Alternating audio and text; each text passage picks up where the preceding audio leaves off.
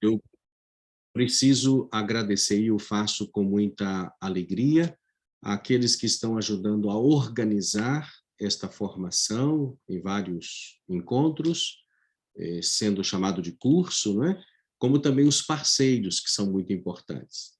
Receberemos nesses dias pessoas de alto nível de reflexão e de compromisso sério, profundo, né, com a caminhada de uma sociedade que quer construir justiça, paz, quer construir capacidade de relação entre as pessoas, né, e se desenvolver harmonicamente. A minha palavra, assim, sobre o tema, além desta acolhida, me permitam ser assim bem claro e objetivo, porque uma das dificuldades que a igreja tem para lidar com a questão da fake news e também outras questões é a fala genérica, né, que serve para todos e acaba não servindo para ninguém. Então, a primeira coisa que é preciso dizer é o seguinte, é que a fake news não é uma simples mentira, não é uma simples mentira. Fake news é algo falso, sim, mas planejado e muito bem calculado, com efeito calculado. Portanto, atrás da fake news existem pessoas pensando, planejando como que vão produzir essas fake news e disseminá-las. Esta tem sido uma opção política. A fake news está muito no contexto político, também outros contextos, mas muito no contexto político. Mesmo estando em outras instituições, outros contextos de vida, a fake news ela tem sempre um propósito político.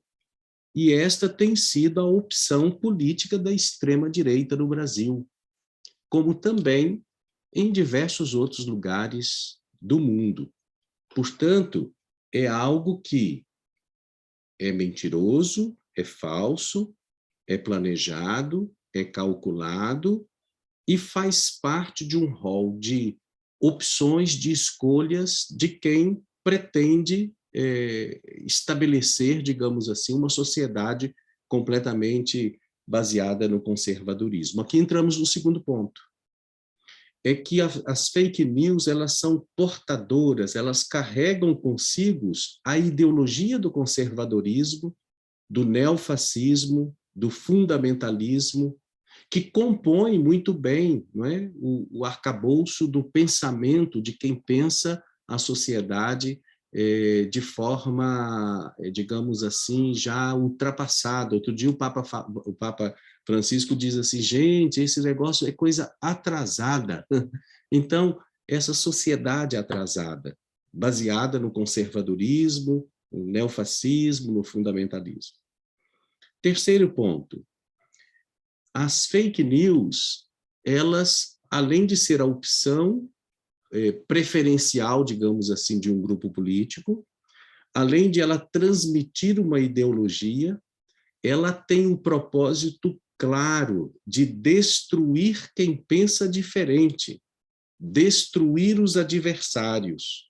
Aliás, isso é uma característica do fascismo, né? Então, tem um efeito muito forte, um efeito destruidor muito forte. Por isso, ao estudar sobre fake news, nós sempre deveríamos nos perguntar, não só por cada uma das fake news, mas também tentar responder essa pergunta. Quem terá produzido esta fake news? Quem terá feito o papel de espalhar, de divulgar, de disseminar esta fake news? Como disse, na minha percepção, não está em jogo só a questão da mentira contra a verdade. Também, mas é algo muito mais complexo. E, infelizmente, no campo da igreja, a gente não tem conseguido lidar bem com isso. Primeiro, porque as nossas reflexões são muito genéricas. Elas não se aplicam, digamos assim, àqueles que de fato estão envolvidos, né, no campo da fake news. Segundo, é porque há muita gente dentro da igreja leigos, leigas, ministros ordenados, padres e, eu creio, até mesmo bispos, engajados neste projeto nefasto. Portanto, para defender a sua visão, acabam ajudando a disseminar fake news. Isso precisa, de fato, ser revertido exatamente para que a gente tenha condição de contribuir, particularmente nesse momento da história do Brasil, com a construção de uma sociedade justa, fraterna, verdadeira, transparente, onde os conflitos são trabalhados, as divergências são dialogadas, de modo que todos possam viver felizes no nosso país. Muito obrigado a todos que aqui vieram e a todos desejo muitos bons proveitos nesta oportunidade de formação com relação a fake news, religião e política. Um grande abraço. Obrigado, Dom Mol, por sua fala, por sua motivação inicial, né, nesta noite. E a quem está chegando agora, né, mais uma vez, boa noite, nossa acolhida a todas e todos. Eu convido para fazer uso da palavra agora a professora Fernanda Medeiros, que é coordenadora do nosso Núcleo de Estudos em Comunicação e Teologia, aqui da PUC Minas, e parceira, né, assim como todo o núcleo, desse nosso curso. Professora Fernanda.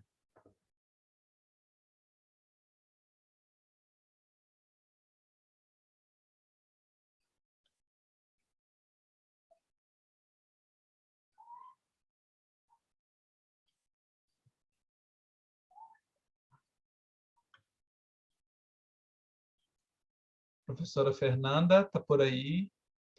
Coloquei aqui para você ativar o som e nos dirigir a palavra. Boa noite, Guilherme. O microfone abriu? Agora sim. Desculpa, gente, eu estou com um delay aqui. Boa noite a todos e todas. Vou ser bem breve, porque eu estou achando que a minha internet está um pouco complicada, mas eu estou aqui hoje representando o NECT, que é o Núcleo de Estudos, né, Comunicação e Teologia, que faz parte do Ânima. Primeiro, agradecer, em nome de todos os integrantes, pela oportunidade de participar desse curso, de alguma forma. Eu estou aqui hoje representando o nosso grupo, mas quem vai nos representar efetivamente durante o curso, principalmente na sexta-feira, é o Vinícius, que vai falar sobre formas de combate à desinformação, dinâmicas das mídias sociais, as lógicas dos algoritmos, das bolhas, que trazendo também toda a experiência dele, né, como jornalista, como professor, como pesquisador. Então, ele vai nos representar aí, representar o núcleo, tentando contribuir um pouco para essa iniciativa que a gente acredita tanto. Algumas coisas que o Vinícius vai trazer fazem parte do nosso contexto de pesquisa lá no nosso grupo, porque a gente está diretamente envolvido com essa dinâmica das mídias, das redes sociais, mas nós também estamos participando como ouvintes para aprender e para tentar contribuir de uma forma mais prática e direta ao combate à desinformação. Como eu acho que eu posso falar aqui por todos que estão, né, dentro do NET, que a gente realmente acredita nessa iniciativa, e eu quero, inclusive, parabenizar todo mundo que está envolvido, não só na organização, mas também aqui presente, que ainda mais querendo fazer assim sua parte, né, perto de um todo. Assim, isso é muito importante, né? Discutir fake news e desinformação hoje em dia é muito importante. Tenta fazer isso dentro do universo da universidade, mas também é essencial tentar criar raciocínios, reflexões e práticas mesmo, de forma didática, para que todo mundo consiga falar. Como bem foi falado aí no vídeo, na mensagem do Dom Amor, e como o Dom Mol acabou de falar muito bem, a partir da verdade que a gente consegue construir ponte. Né? Na mentira, a ponte não é sólida. E não se trata de mentiras. É importante refletir, entender melhor sobre essa dinâmica da mídia, o algoritmo, porque não é só uma equação matemática, carrega intenção. O que está por trás disso é muito importante, especialmente nesse momento que a gente está vivendo a gente vem por aí, como dizem os jovens, o que vem aí. Então, nós estamos felizes de estar aqui presentes para tentar contribuir para ajudar as outras pessoas, para também habilitar outras pessoas nessa luta que é de todo mundo, por uma coisa melhor. Então, boa noite para todo mundo de novo. Espero que todo mundo aproveite. E é isso. Obrigada pela participação.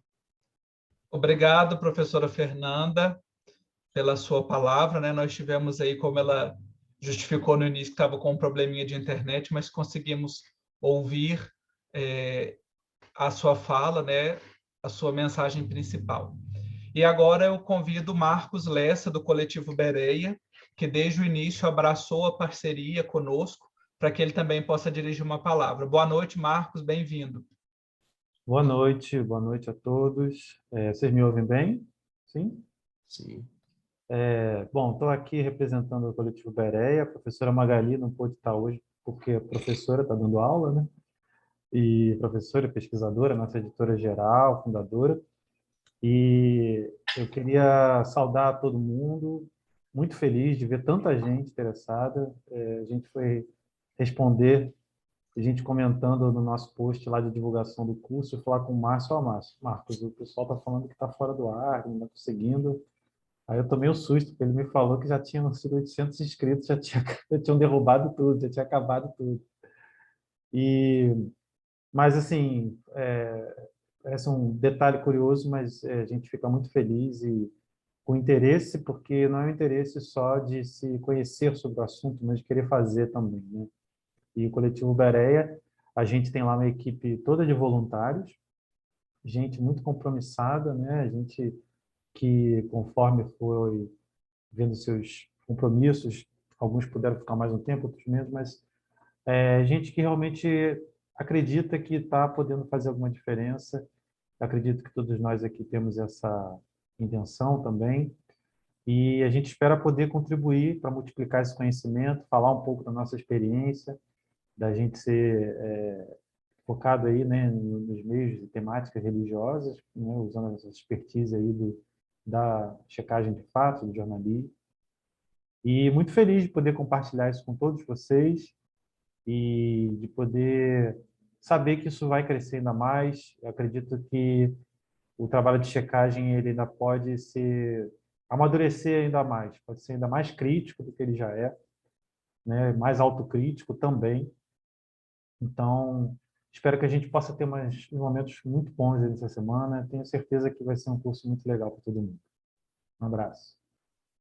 Obrigado, Marcos.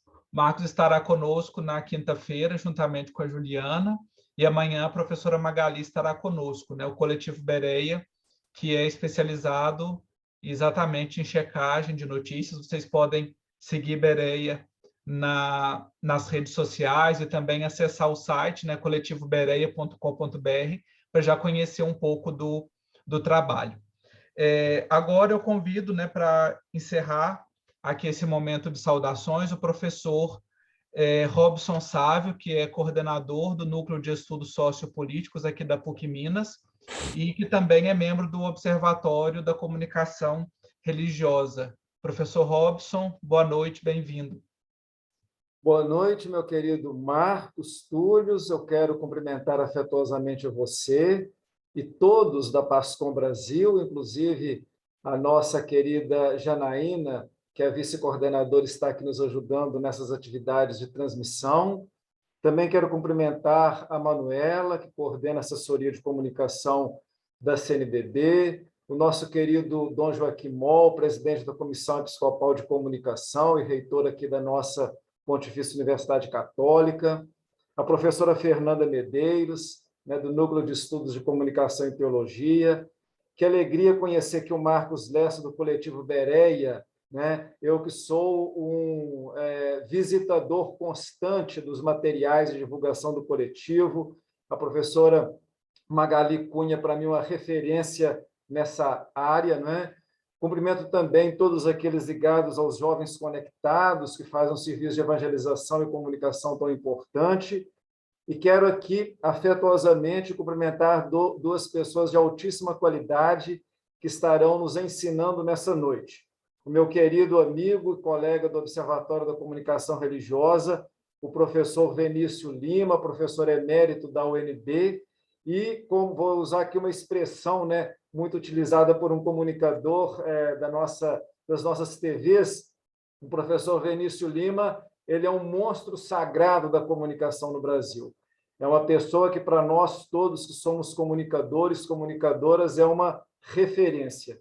E a minha amiga querida professora Fernanda Nalon, que já trabalhamos em tantas atividades conjuntas, inclusive a última delas na Comissão da Verdade aqui em Minas Gerais. Então, é uma alegria muito grande estar aqui com vocês.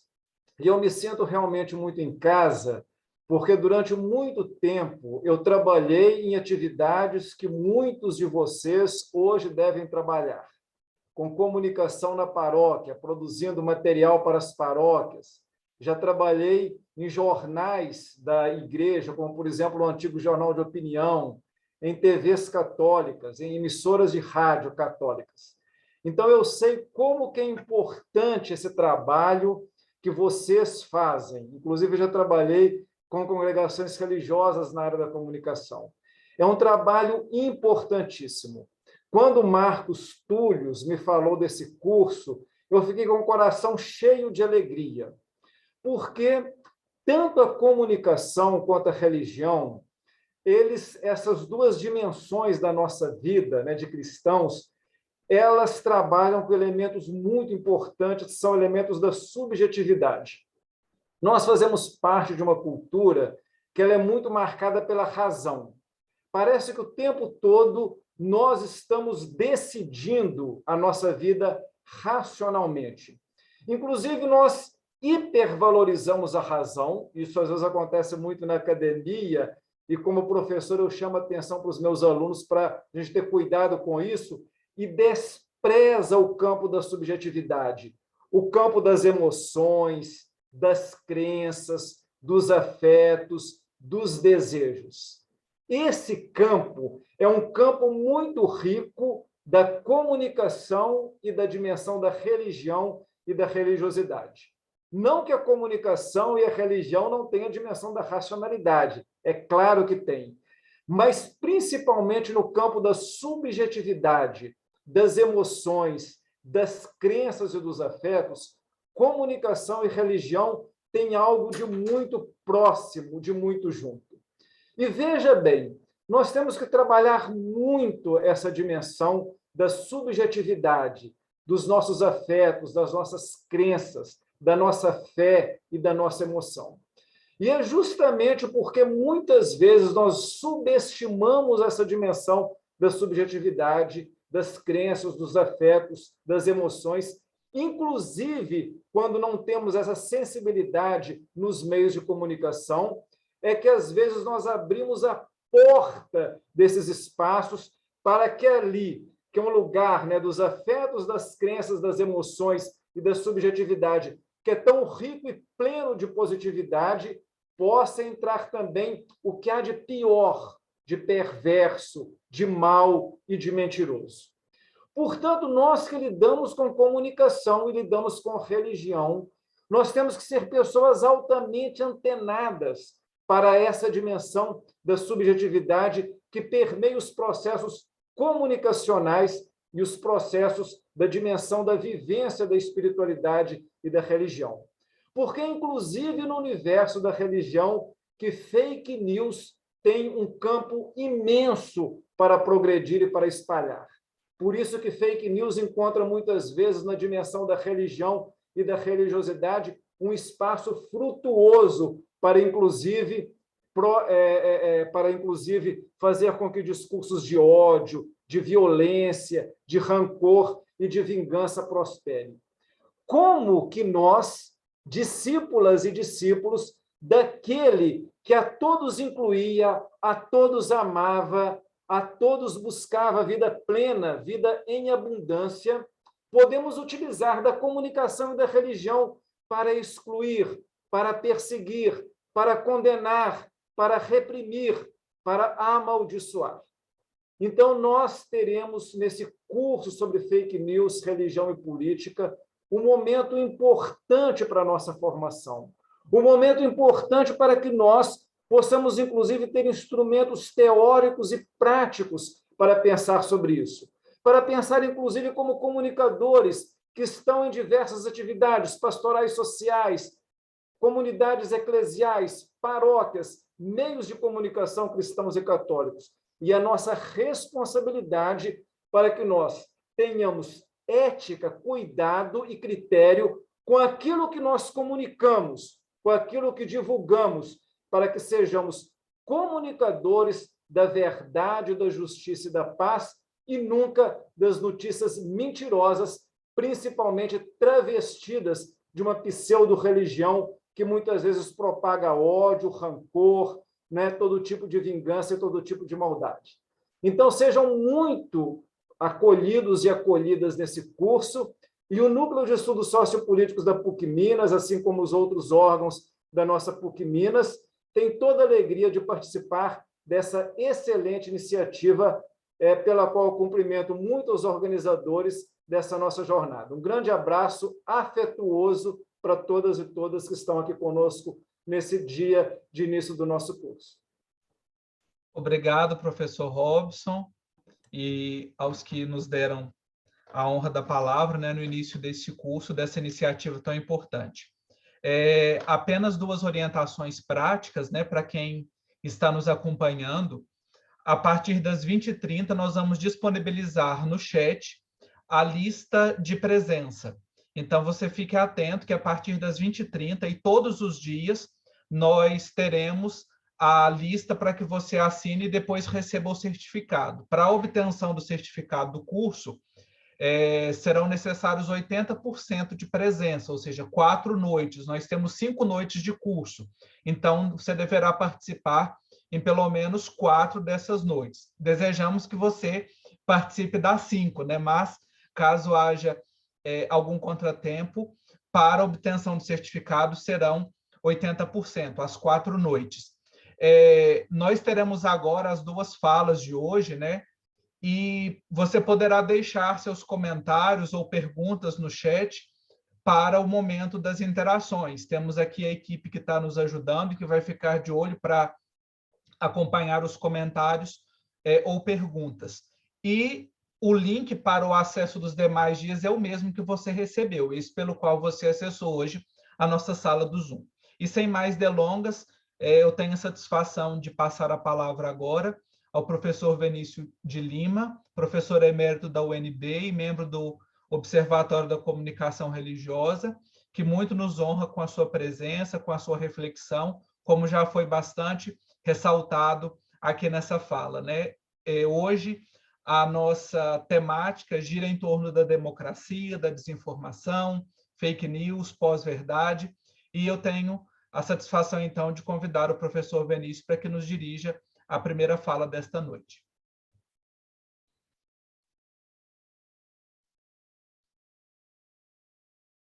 Boa noite a todas e todos. Eu queria dar uma boa noite especial ao Dom Mol, boa noite especial à professora Fernanda, com quem eu compartilho essa mesa de abertura, e fazer um agradecimento aos organizadores desse curso por haverem me convidado, em particular ao meu querido amigo Robson, mestre da PUC Minas, que foi quem indicou meu nome para os organizadores. Eu vou procurar, eu fiz um roteiro, vou seguir o roteiro para ficar estritamente dentro do tempo que foi concedido a mim. Espero não ultrapassá-lo. O nosso tema é democracia e desinformação. Eu pretendo indicar, de forma muito simplificada, alguns pontos que nos ajudem a identificar, construir um contexto histórico de referência onde se enquadra a relação mais ampla entre democracia, desinformação, política e religião, especialmente no Brasil em período eleitoral. parto de dois pressupostos básicos. Primeiro, que todas e todos temos compromissos com a democracia plena. E segundo, que todas e todos temos compromisso com a verdade. Vale dizer, com os fatos. Sem cair no equívoco de considerar que vivemos um tempo singular, único na história humana, seria o chamado cronocentrismo, todavia, é inegável que atravessamos um período de transformações no capitalismo, com a consolidação do que se convencionou chamar de neoliberalismo, ou seja, a entronização do individualismo e do mercado como nova razão do mundo, isto é, valor e medida de toda a atividade humana. É inegável também que atravessamos um período de aceleradas inovações tecnológicas, sobretudo no campo da informação e da comunicação, a conhecida revolução digital, que cria condições favoráveis à disseminação da desinformação, com repercussões fundamentais na interação social e no cotidiano das pessoas.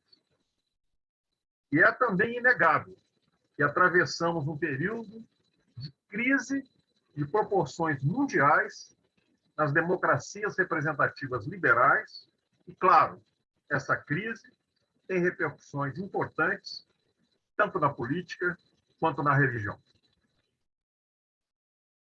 Ao contrário do que ocorria relativamente há poucas décadas,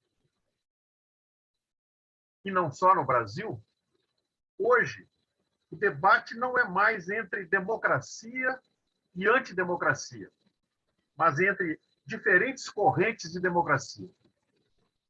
Praticamente todas as correntes políticas, da direita à esquerda, em suas muitas variações, reivindicam ser defensoras da democracia. A questão, portanto, passa a ser o que se define como democracia. Etimologicamente, a palavra significa governo do povo, em oposição à monarquia, governo de um só, e à aristocracia, governo de poucos. No sentido original da sua curta experiência grega, a democracia foi um regime político caracterizado por dois princípios básicos, exercidos diretamente na ágora ateniense: a igualdade política, isonomia, todos os cidadãos da polis são considerados iguais perante a lei e detentores de direitos e deveres, e a igualdade do direito à palavra, isegoria, que é acompanhado pelo direito de ser ouvido e de ser levado em conta. Como sabemos, todavia, a experiência grega de democracia política abarcava apenas cerca de 10% da população de Atenas, de vez que excluía, dentre outros, as mulheres, os escravos e os estrangeiros. Esquecida por longos séculos, a noção de democracia ressurge a partir das ideias de Jean-Jacques Rousseau e, mais concretamente, na esteira das revoluções americana e francesa no final do século XVIII. A partir daí, a democracia passa a ser associada à ideia de soberania popular e passa a ser representativa e não direta, como na experiência grega. Na luta da burguesia ascendente contra o Estado absolutista, e ainda que convivendo com a instituição da escravidão, a democracia incorpora a garantia de alguns direitos individuais, como a liberdade de expressão, a liberdade religiosa, a liberdade de ir e vir, incluindo também o polêmico conceito de direito à propriedade. Ao longo dos anos, a questão central em torno do significado da palavra se aprofunda a partir do surgimento das ideias socialistas de igualdade no século XIX. A disputa refere-se fundamentalmente à incorporação à democracia dos direitos econômicos e sociais, Vale dizer a saúde, a alimentação, a educação, o trabalho, o emprego, a moradia, o transporte, o lazer, a segurança, a previdência social, a proteção à maternidade e à infância, assistência aos desamparados, tudo isso como condição indispensável ao exercício pleno da soberania popular. Faltou aqui o conceito da própria comunicação, que é um conceito que até hoje não foi positivado, pelo menos na legislação brasileira, e que inclui, simultaneamente, a liberdade de expressão, o direito de ser informado e o direito de ter acesso à informação e aos meios de comunicação. Em 1948, a Declaração Universal dos Direitos Humanos consagra a democracia como o único regime político compatível com o pleno respeito aos direitos humanos. E, em 1966, a própria democracia é afirmada como direito humano fundamental no Pacto Internacional sobre Direitos Humanos, ambos, aliás, subscritos pelo Brasil. Como as experiências contemporâneas de democracia representativa liberal ocorrem dentro do capitalismo, sistema produtor de desigualdade por sua própria natureza, a realização plena do ideal democrático vive em permanente contradição com a estrutura econômica que o hospeda. Dessa forma, a democracia é melhor definida como um processo permanente.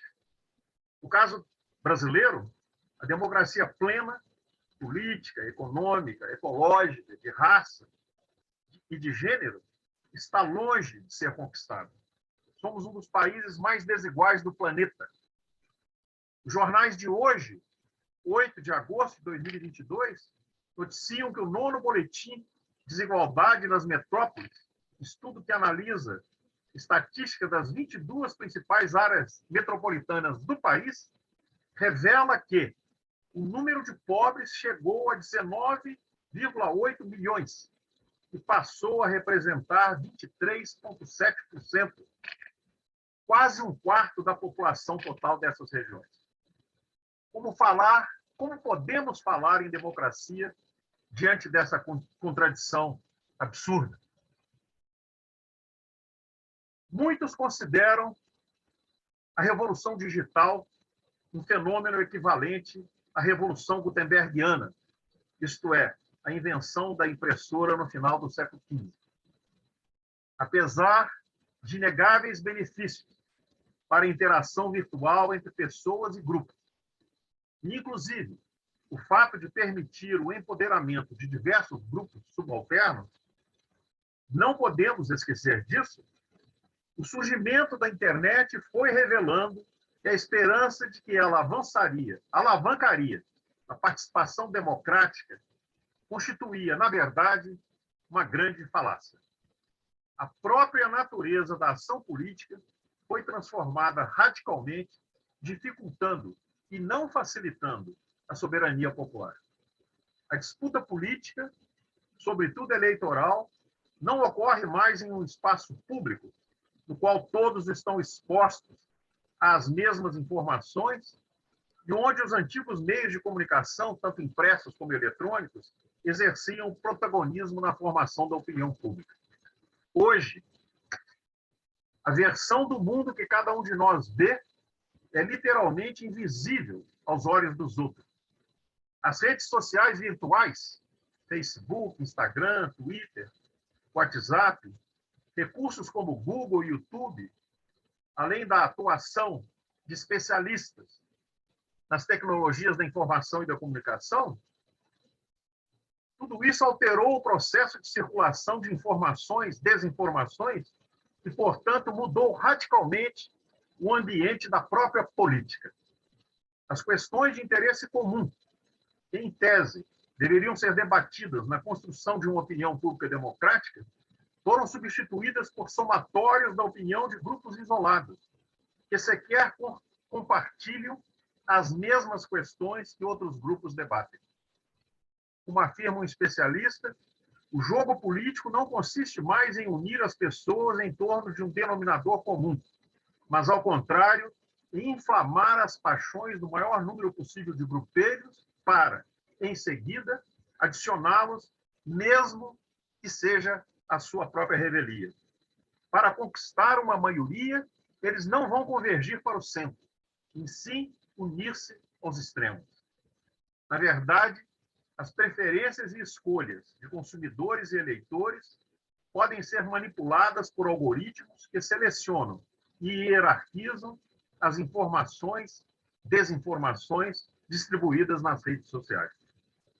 A nova realidade no campo das tecnologias da informação e da comunicação possibilitou a manufatura e a disseminação em escala industrial da desinformação, da qual as chamadas fake news fazem parte. Que, aliás, não constitui um fenômeno novo. A desinformação e as fake news não começaram com a Revolução Digital. Na definição da União Europeia, desinformação é informação comprovadamente falsa ou enganadora que é criada, apresentada e divulgada para obter vantagens econômicas ou para enganar deliberadamente, podendo prejudicar o interesse público. A desinformação, por óbvio, viola um pressuposto básico da democracia política, na medida em que corrompe a formação da opinião pública e manipula a consciência da cidadã e do cidadão. Mais do que isso, ela cria um ambiente propício para o descrédito dos padrões e referentes da verdade. Passamos a conviver com múltiplas reivindicações de verdades concorrentes. Estimula-se o descrédito nos dispositivos de saber que normalmente avalizavam com sua autoridade o que era verdade. E estabelece-se uma desatenção deliberada aos critérios até então aceitos para a validação das informações, criando-se uma cumplicidade da audiência com a desinformação. Inaugura-se, assim, uma situação extremamente complexa e instala-se uma guerra cultural sem limites, na qual se perdem todas as referências do que é a verdade. Esse é o novo mundo, trágico novo mundo da pós-verdade. Paradoxalmente, o que permite essa enorme deformação do processo democrático são as informações que os próprios usuários das plataformas digitais, ao usá-las, disponibilizam. Controladas pelos oligopólios conhecidos como Big Techs, Google, Apple, Facebook, TikTok, Amazon, Microsoft, essas plataformas constroem enormes bancos de dados, famosos Big Data, cujas informações são negociadas, às vezes ilicitamente, constituindo, ademais, aquilo que já foi chamado de capitalismo de vigilância. Toda essa situação é agravada entre nós por uma das características estruturais da formação da sociedade brasileira. Aquilo que o educador Paulo Freire chamou de inexperiência democrática. Por uma série de razões históricas, apontadas seguidamente pelos intérpretes do Brasil, não conhecemos, na formação da nossa sociedade, a experiência de autogoverno que marcou a vida de comunidades rurais europeias. A sociedade brasileira constituiu-se autoritária, escravocrata, sem povo, excludente, sem participação e sem voz. O famoso sermão do padre Antônio Vieira já denunciava que a principal enfermidade do Brasil do século XVII era o tolher-se-lhe a fala, que as palavras eram sempre afogadas na garganta pelo respeito ou pela violência, e que as vozes do poder sempre venceram as vozes da razão. Vai se consolidando, então, ou foi se consolidando, então, o que Freire chama de cultura do silêncio, a ambiência histórica da exclusão de vozes, da negação da isegoria democrática. Essa experiência deixou profundas marcas na sociedade brasileira. O corolário da cultura do silêncio são as políticas de silenciamento. Nosso país, desde o surgimento do rádio na década de 30 do século passado, ao contrário do que ocorria em diversos países europeus, o exemplo mais conhecido sendo o sistema público da BBC na Inglaterra, no nosso país adota-se um modelo que concede à iniciativa privada o direito de explorar comercialmente o serviço público de radiodifusão. Também, ao contrário do país de origem desse modelo, os Estados Unidos, nunca se adotou aqui qualquer forma de regulação que impedisse ou sequer limitasse que o mesmo grupo econômico controlasse no mesmo mercado diferentes meios de comunicação. Foram se formando, então, uns poucos oligopólios, muitos deles originários de clãs políticos familiares, que ainda hoje dominam a mídia brasileira, o chamado coronelismo eletrônico. No campo religioso, há de se registrar também o significativo número de concessões outorgadas e arrendamentos ilícitos de espaço no rádio e na televisão, feitos a denominações evangélicas nos últimos anos, constituindo o que já foi chamado, inclusive, de coronelismo eletrônico evangélico. Em consequência das deficiências históricas da educação pública e de elevadas taxas de analfabetismo, os meios impressos sempre tiveram circulação restrita entre nós. O rádio e a televisão se tornaram, então, os principais meios de comunicação de massa com cobertura nacional, convertendo-se em poderosos instrumentos de ação política. Esse poder desmesurado interferiu na legislação do setor, omissa e desatualizada, além de assimétrica em relação a outros serviços públicos, de tal forma que ela funciona, na verdade, como uma política de silenciamento e não como uma política de comunicação, impedindo que a pluralidade de vozes da sociedade brasileira seja representada no espaço público. Ademais, há anos, sobretudo na televisão, assistimos a uma campanha não declarada de permanente desqualificação da política e dos políticos, que, infelizmente, contamina também a prática religiosa, como se houvesse outra forma de tratar a coisa pública fora da política. No Brasil, a mídia tradicional constitui um oligopólio do ponto de vista econômico e opera como um monopólio do ponto de vista político. O direito ao voto foi universalizado, mas se impõe, mas se impede estruturalmente a formação de uma opinião pública democrática. Seria, no entanto, um engano subestimar a relevância que a mídia tradicional ainda exerce na formação da opinião pública. Um especialista no tema afirmou, ainda no início do mês de abril, que, embora seja verdade que o consumo de serviços de streaming pelos brasileiros já supere a audiência de canais abertos como SBT, Band e Rede TV somados, ainda assim, quase 80 milhões de brasileiros não têm banda larga, sendo que uns 50 milhões deles estão na linha da pobreza.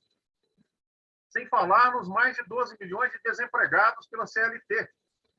Essa gente não vê Netflix, não fica postando selfie, fazendo bico no Instagram, e nem checando as novas amizades no Facebook. Essa gente sofrida está lutando para levar alimento à própria boca e à da sua família. Para essas pessoas, o único veículo de lazer familiar ainda é a TV aberta.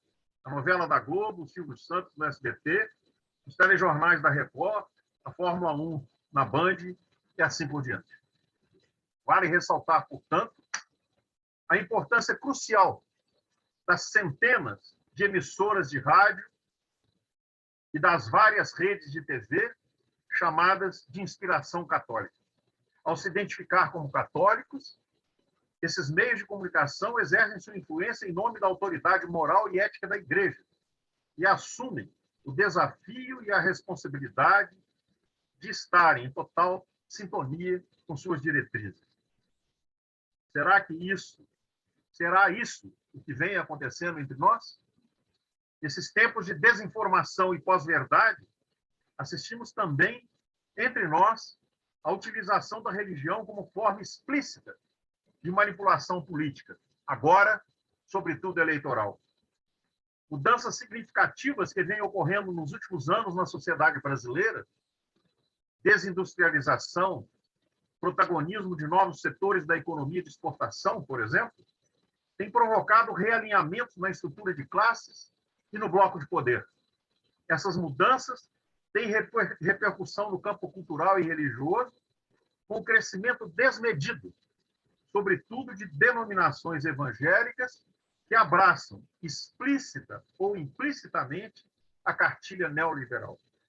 Nesse contexto, organizações fundamentalistas ultraconservadoras, que se identificam como cristãs, embora não revelem qualquer compromisso com a ética do Evangelho, contando com amplo apoio financeiro de grupos empresariais nacionais e globais de extrema-direita, têm se utilizado do discurso de ódio e feito campanhas públicas contra setores cristãos, identificados como progressistas, inclusive o Papa Francisco, fomentando a discórdia e a intolerância.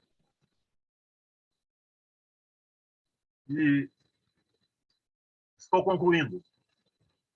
No caderno Encantar a Política, recentemente lançado pelo CNLB, há uma citação do Papa Francisco que diz: fazer política inspirada no Evangelho, a partir do povo em movimento, pode se tornar uma maneira poderosa de sanar nossas frágeis democracias e de abrir o espaço para reinventar novas instâncias representativas de origem popular.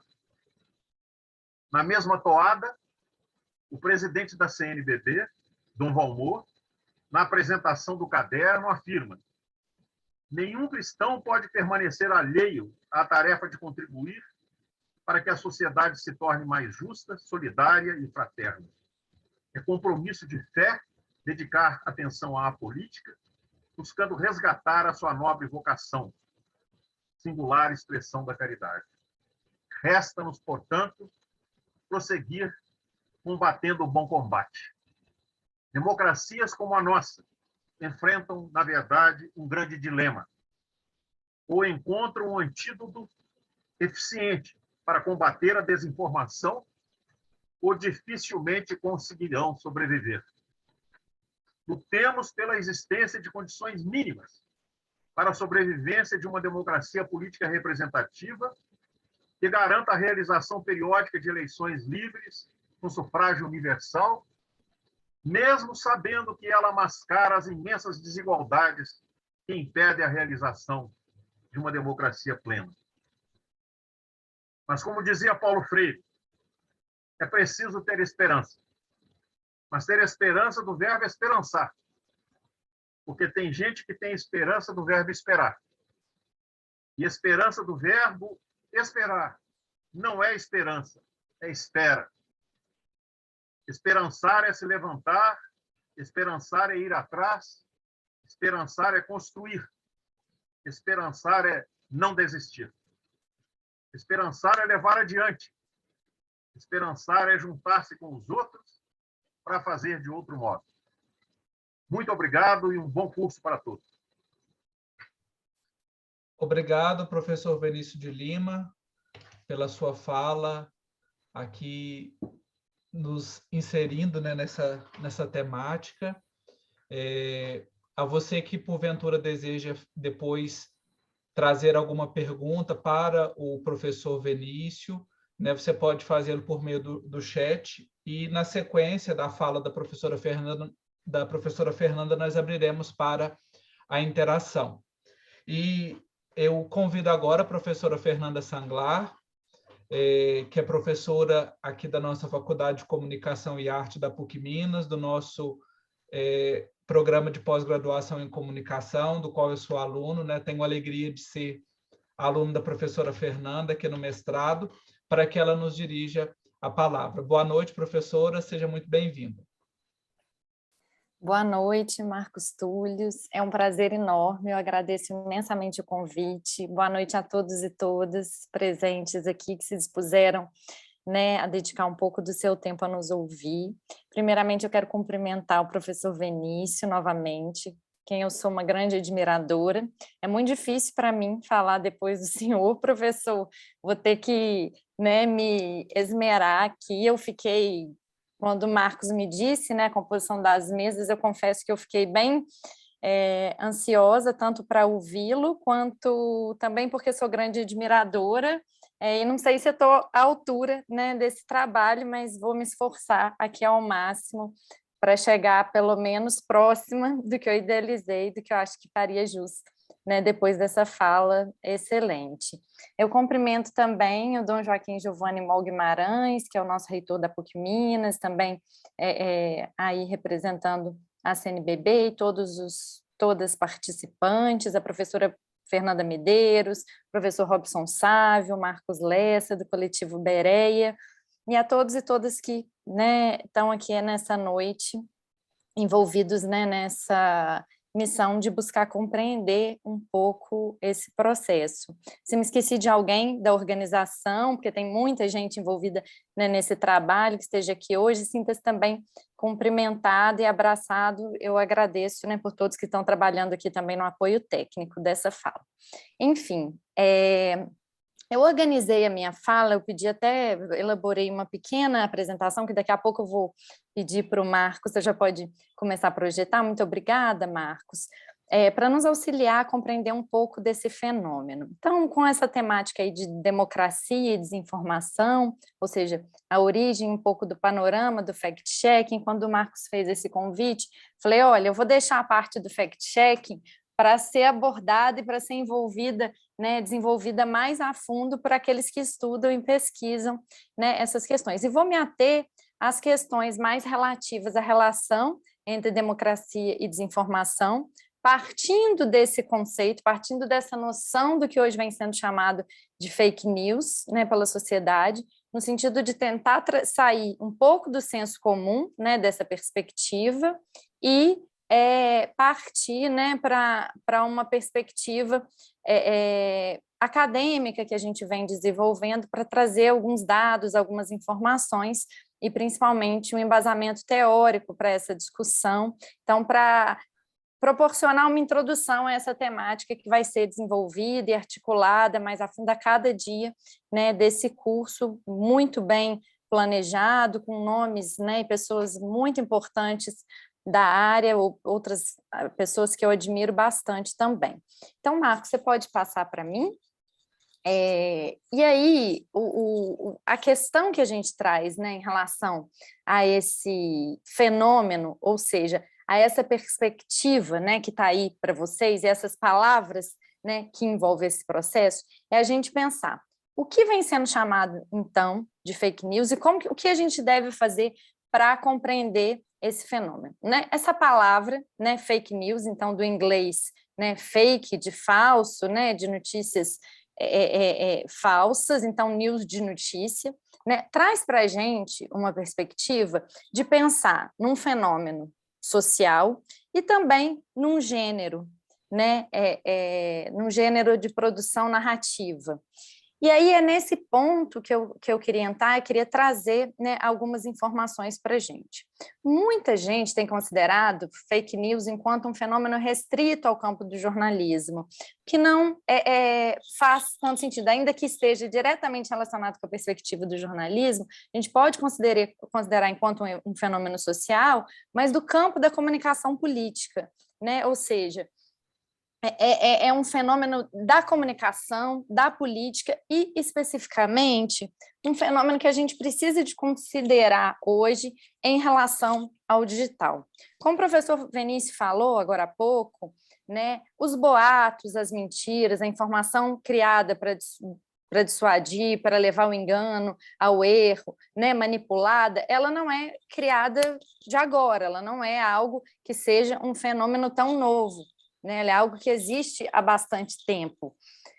Todavia, tem um processo, né, e uma perspectiva distinta quando a gente está falando disso que se chama de fake news, né, que vem sendo... Então, você pode passar mais um slide aí para mim, Marcos, que vem sendo, né, desenvolvida a partir do que tem sido chamado de uma era da pós-verdade, que é uma série de críticas também teóricas a esse nome e essa perspectiva.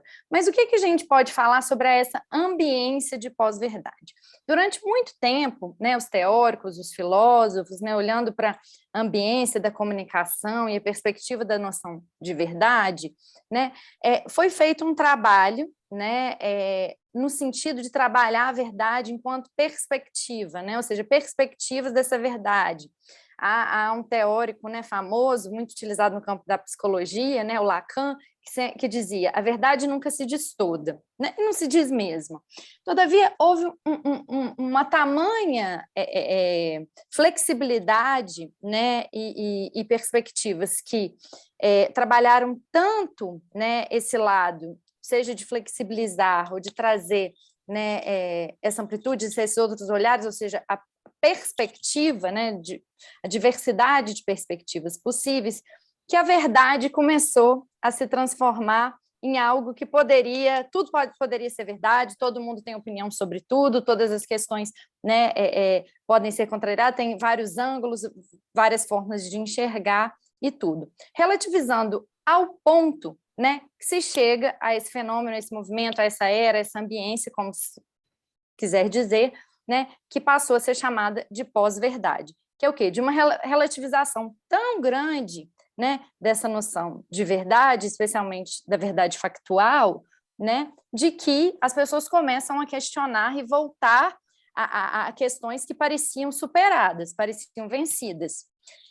Tal é que hoje você tem, né, narrativas que, por exemplo, voltam a defender o terraplanismo, né, a ideia de que a Terra seria plana, apesar disso já ter sido cientificamente, né, comprovado. Ou seja, em plena era de grande acesso à informação, de diversidade, né, de possibilidades, né, distintas de interação, de participação nessa ambiência, né, digital, vê-se um cenário em que algumas questões já tidas como comprovadas, científicas, etc., voltam a ser questionadas, voltam a ser colocadas, né, na berlinda, ainda que por grupos que possam ser minoritários, mas por grupos que bastam a interferir em vários processos. Todavia, esse conceito, como eu falei para vocês, ele é extremamente, né, questionado, né, dá uma divergência teórica, uma unanimidade teórica, né, a respeito dele. Então, tem um livro recente, publicado em 2020, que se chama Pós-Verdade, Fake News, Democracia. Eu não sei, Joan Farkas e Yannick Chow, eu não sei pronunciar exatamente o nome, né, um autor da Universidade de Malmö e outro da Universidade de Copenhague. Eles produziram esse livro, né, tem até uma resenha muito interessante sobre ele, publicada, uma resenha crítica publicada pela Nina Santos, né, que é uma pesquisadora vinculada a UFBA, e o que esses autores trazem? O que eles trazem de uma reflexão para nós?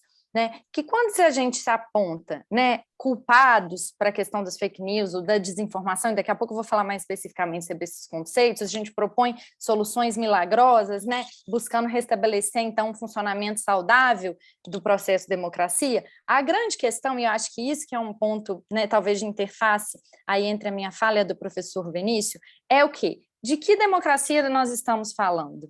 Né, para considerar esse processo. Um dos argumentos centrais desse livro, né, é que o quê? O debate sobre as fake news, sobre desinformação, sobre pós-verdade, ele tem sido centrado, os autores fazem uma grande revisão de literatura sobre diversos outros trabalhos, né, publicados no intervalo de cerca de 5 anos, né, sobre essa questão, dizendo que esse debate ele tem, né, focado principalmente no restabelecimento de uma ideia de verdade incontestável, e que tal verdade seria condição, então, para a existência de uma democracia funcional. Esses autores, eles argumentam, né, que falar sobre uma era de pós-verdade implicaria em considerar a existência prévia de uma verdade absoluta, ou seja, de uma era de verdade, que, segundo eles, nunca existiu, porque a gente, como bem disse, né, sempre tivemos momentos ou circunstâncias em que fraudes, mentiras, informações falsas, etc., tenham sido criadas e disseminadas. Mas como entender, então, esse novo momento, esse fenômeno, e o que ele se difere, então, de outros fenômenos? Eu vi que alguém está perguntando aí sobre o nome do livro, é Pós-Verdade, Fake News e Democracia, Tá? Depois eu posso passar todas as referências para o Marcos enviar a vocês, as pessoas inscritas.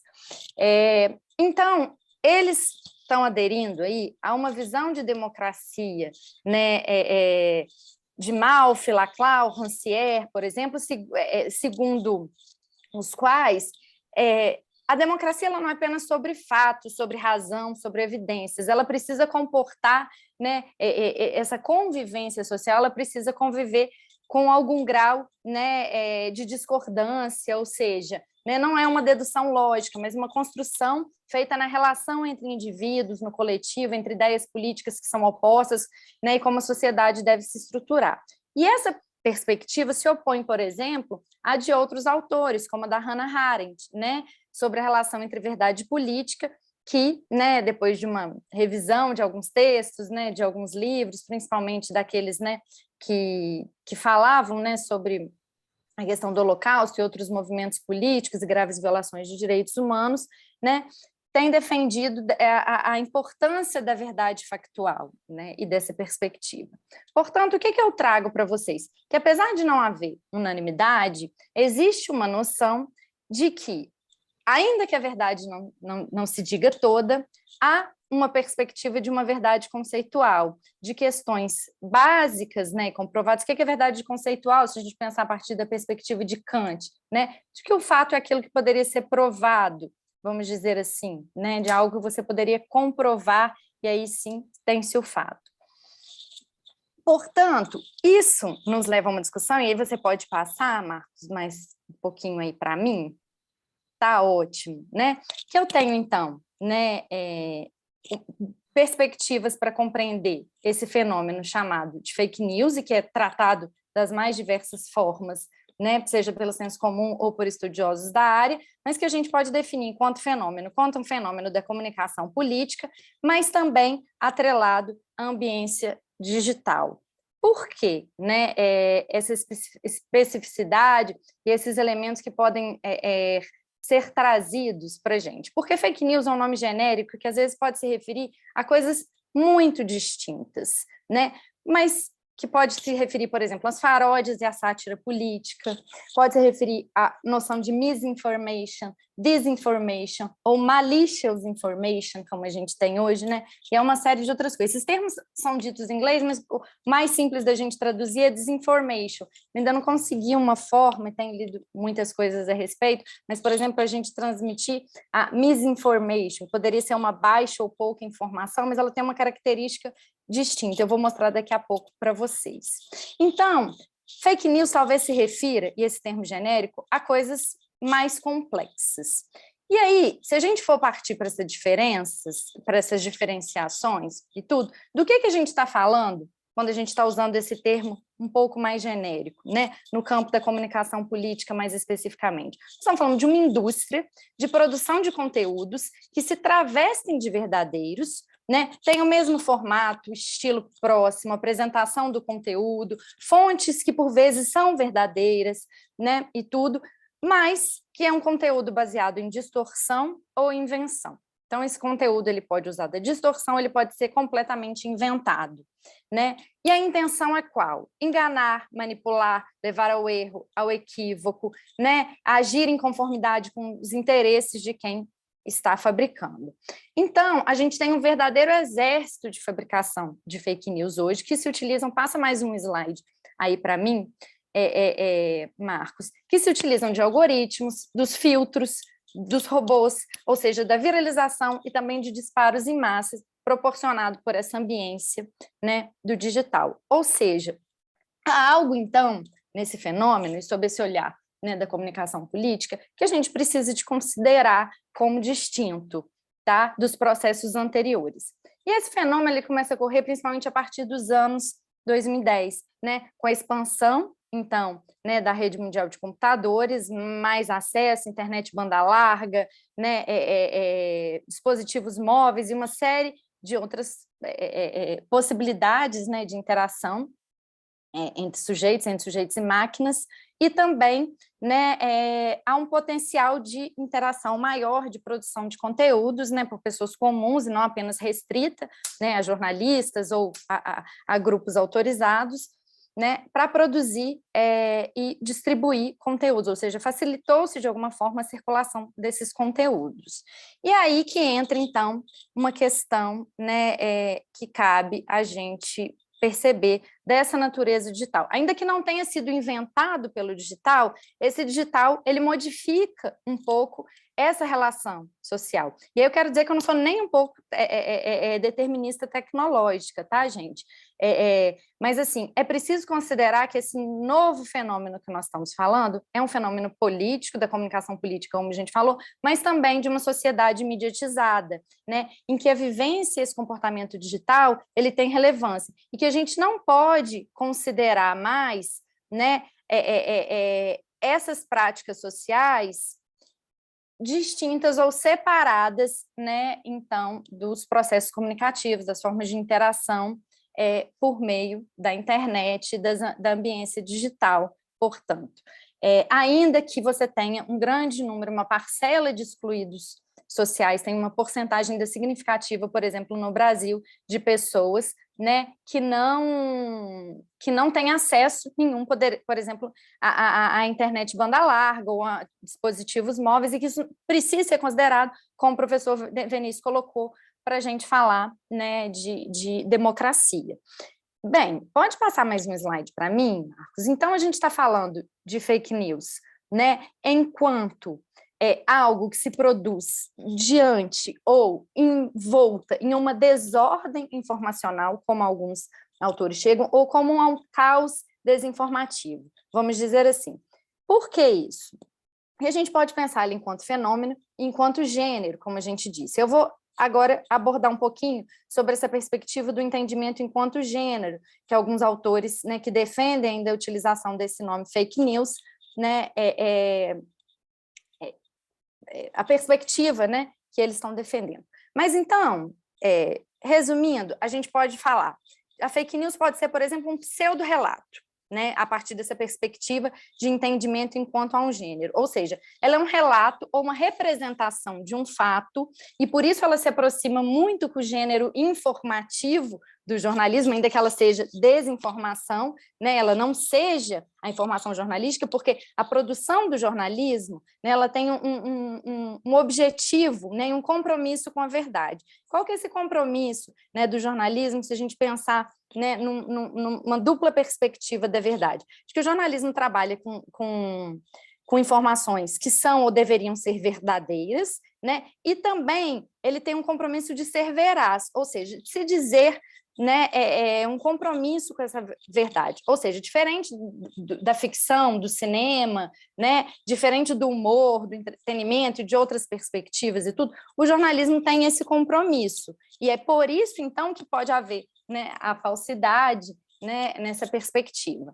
Portanto, então, fake news pode dizer respeito desse pseudo-relato, como eu disse, esse relato distorcido, ou então um relato distorcido, falsificado. O que é o pseudo-relato, por exemplo, nas palavras do professor Wilson Gomes, lá da UFBA? É um relato ou uma representação de um fato que não existiu, que não aconteceu, né?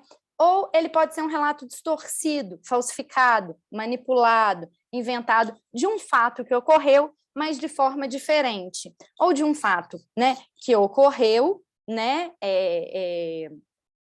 mas que foi descontextualizado, ou seja, circulam-se informações, por exemplo, de alguma coisa, de alguma notícia, como se fosse de hoje, mas ela é de 5 anos, de 10 anos, né, atrás, e, portanto, descontextualizada, ela não faz mais sentido, ela não é mais, né, um fato jornalístico nesse sentido, né, porque tem uma outra realidade.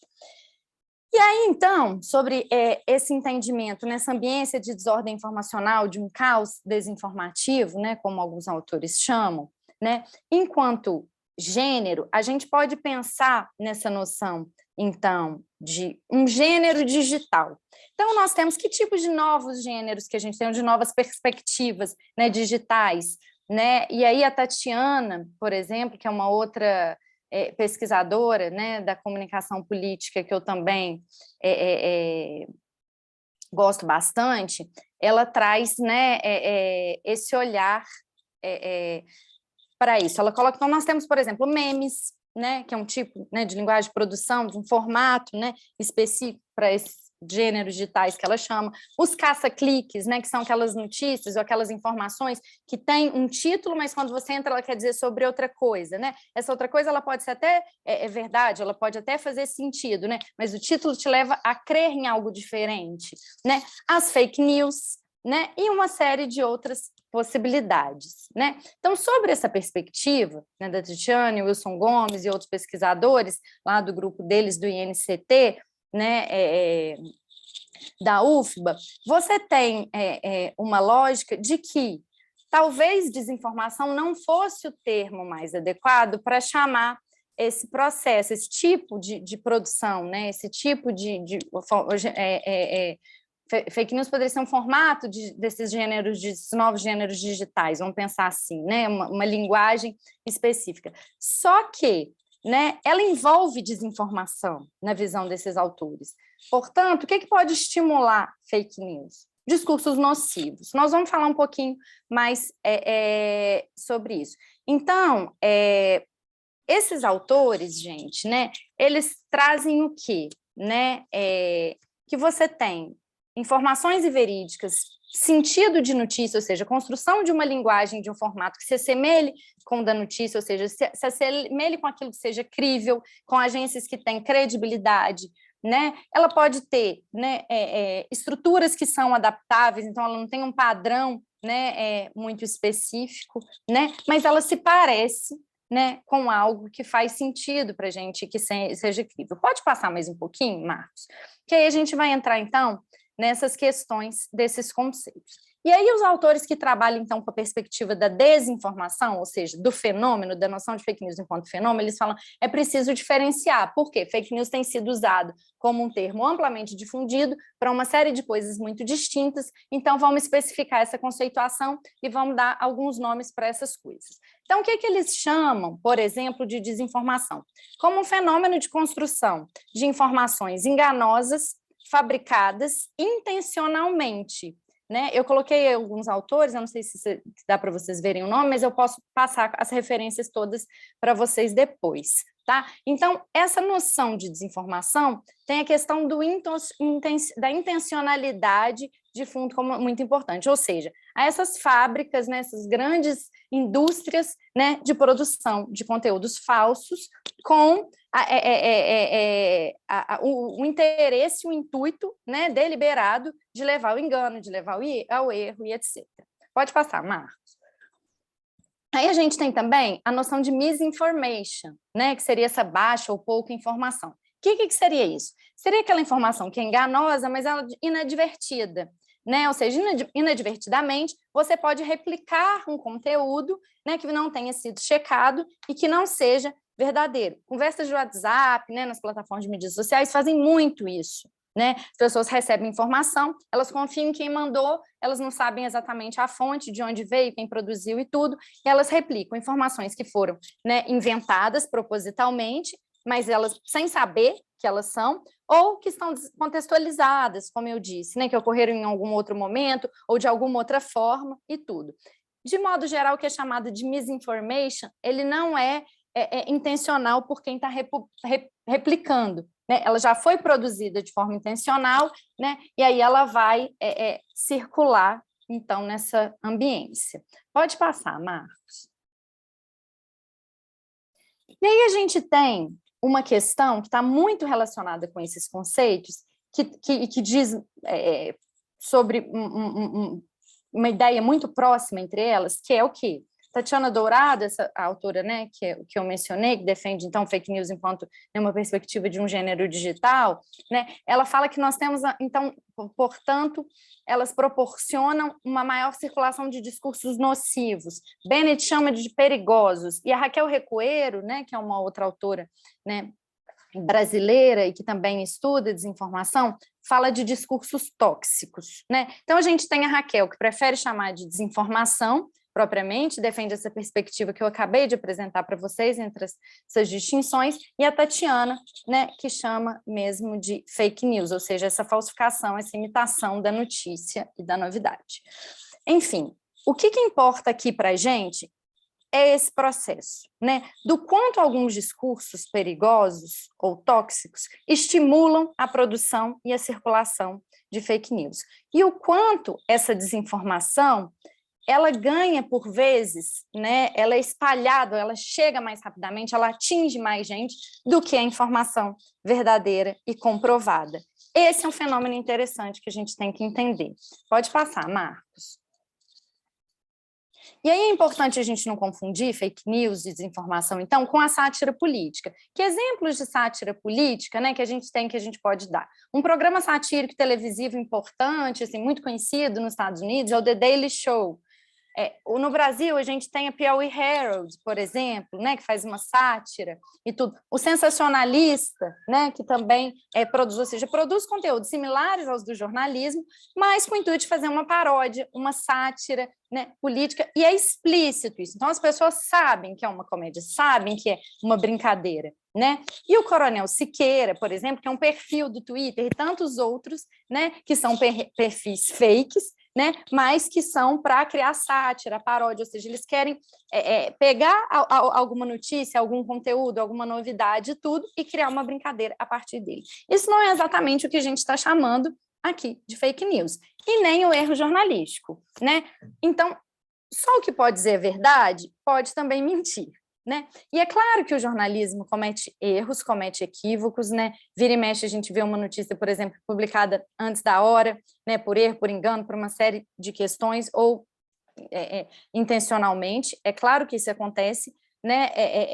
Mas ele é diferente. É claro que um jornal pode publicar fake news ou pode contribuir para esse processo de circulação? Sim, mas a gente tem que distinguir esse fenômeno do erro jornalístico, do erro de apuração, do erro de outras coisas, que não devem acontecer, claro. Então, o processo de checagem, ele deve começar, ele faz parte do processo de apuração, mas que por vezes acontece. Eu já estou acabando, tá, Marcos?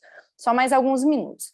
Enfim, então a gente tem fake news que pode ser fruto de mau jornalismo, né? E aí a apuração é o que distinguiria, então, e a boa apuração, né, esse processo, e aí onde a gente vai entrar daqui a pouco na questão do fact-checking. Vamos só passar aqui mais um slide para vocês, porque eu quero mostrar, né, aqui são algumas referências, pode passar, eu quero mostrar para vocês, né, pode passar mais um, as principais motivações, então, para esse fenômeno da desinformação, para esse caos, né, informacional, que, como tem sido chamado, né, por alguns autores, elas são motivações financeiras e político-ideológicas. Tá? Então, vários autores que estudam esse fenômeno, eles estão demonstrando isso. O que está por trás, então, né, principalmente, né, da criação desses conteúdos, né, tudo. Questões financeiras, né? Então, engajamento, circulação nas redes e tudo, influenciar, e também questões políticas ideológicas. Pode passar, Marcos? E aí elas envolvem o quê? Elas trazem, portanto, inúmeros riscos para a democracia.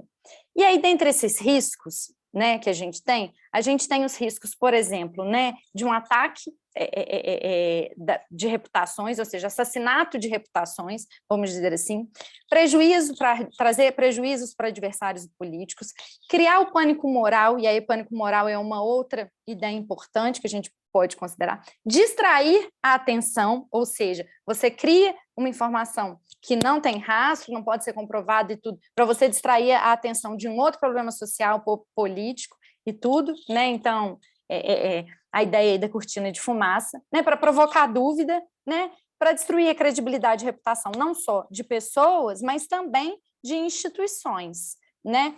E aí, se a gente pensar na pandemia, por isso que eu coloquei saúde pública, porque na pandemia de Covid-19, essa circulação, né, de desinformação e esses processos, como isso ocorreu, eles impactaram profundamente no tipo de reação, no tipo de comportamento das pessoas, ou de dúvida das pessoas em relação à validade ou não de algumas propostas, né, de política pública ou de política de saúde. Então, a gente tem isso em relação à vacinação, a gente tem isso em relação à utilização de medicamentos, né, sem comprovação científica, né, para a sua utilização. Nós tivemos, inclusive, médicos recomendando amplamente o uso de determinados medicamentos, como hidroxicloroquina, cloroquina, ivermectina, né, um composto aí de medicamentos, não cabe a gente entrar nesse mérito, ou seja, mas que levaram, né, pessoas sem que tivesse ainda comprovação científica, né? Nós temos uma grande campanha anti-vacina, que é mundial e não é só no Brasil, mas que tem, inclusive, impactado nas campanhas de vacinação nacional, né, com outras vacinas também, né? Então, o Brasil, as taxas de vacinação de outros de vacina que não é da Covid, né, estão abaixo do que a gente sempre teve, né, e a vacinação brasileira ela sempre foi muito elogiada. Nós temos processo de tentativas de interferir no processo político eleitoral, né, como a gente pode ver, de descredibilizar, né, o rigor da apuração dos votos, do nosso processo eleitoral enquanto livre e justo, né, e uma série de outros processos. Pode passar, Marcos, eu já estou caminhando para encerrar, tá, gente? E aí, o que esses discursos nocivos, esses discursos, né, que podem chegar a extremos, né, como o discurso de ódio e a intolerância, eles podem levar, né, ao acirramento de comportamentos de incivilidade e desrespeito, né, principalmente nas ambiências sociais, mas também repercutindo, né, na vida cotidiana dos cidadãos, né, a preconceitos, né, a violências simbólicas, pode passar, Marcos. Muito obrigada. Ameaças, né, a práticas de cancelamento, e como eu já falei, discurso de ódio, assédio, uma série de perseguições e uma série, né, de outras questões. E aí, Marcos, passa mais um para a gente.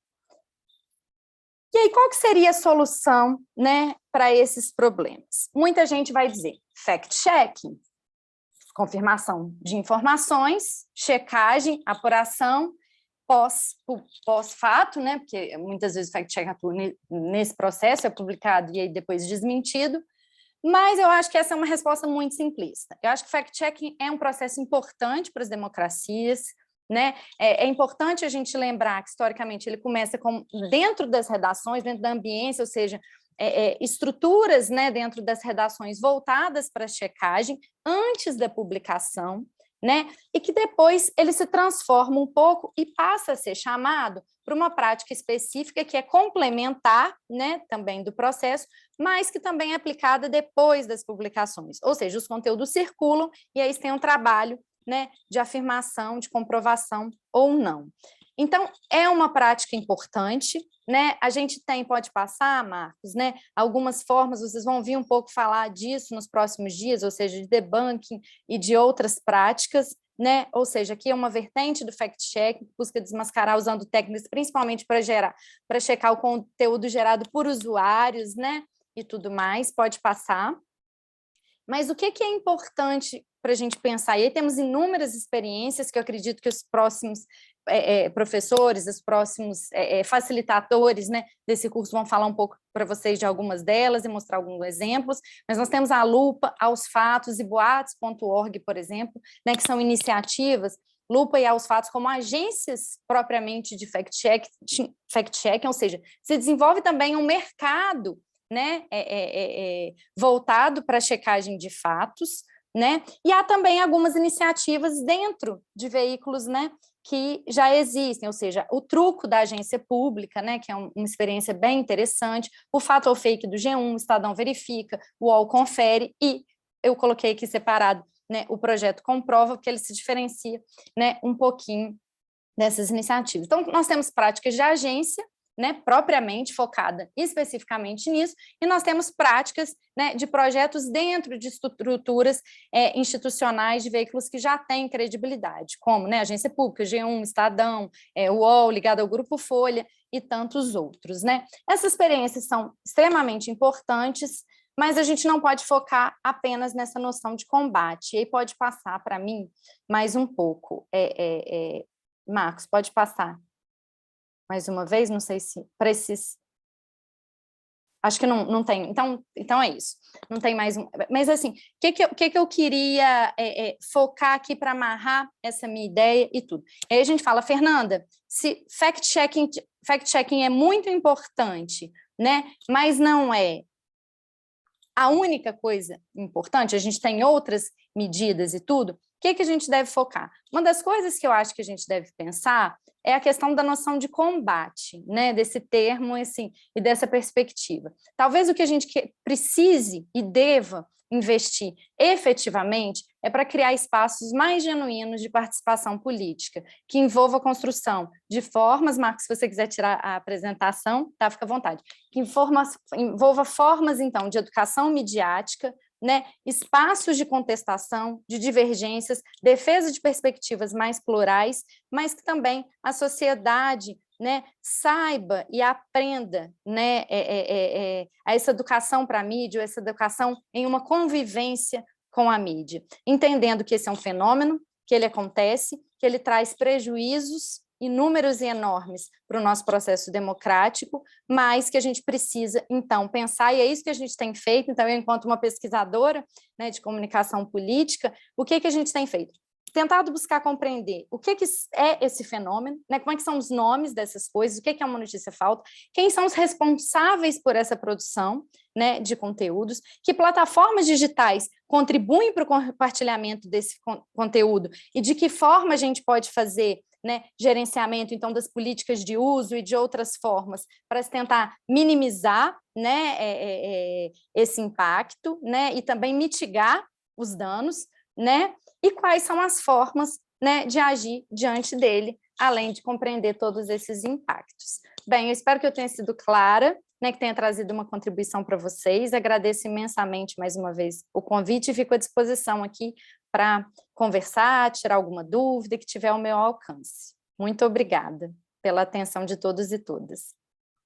Obrigado, professora Fernanda, pelo conteúdo, né, pela aula que você trouxe para nós aqui, de conceitos, né, tão importantes aqui, que nos ajudam, né, também, e abre os caminhos para o que a gente vai ver durante essa semana, né, e essa reflexão. Eu vou pedir para o Kaiser deixar fixado aqui. O Kaiser não está pronto. Professor Vinícius também. Para a gente trazer aqui algumas das perguntas que surgiram, né? O Iago, ele pergunta para o professor Vinícius. Paulo Freire nos fala que, na verdade, o que se está se fazendo, em grande parte com os meios de comunicação, é comunicado. Em lugar de haver comunicação real, o que está havendo é transferência de dados, que são ideológicos e que partem muito bem vestidos. Poderia dizer que um dos caminhos para superar as fake news perpassaria por uma leitura de mundo crítico?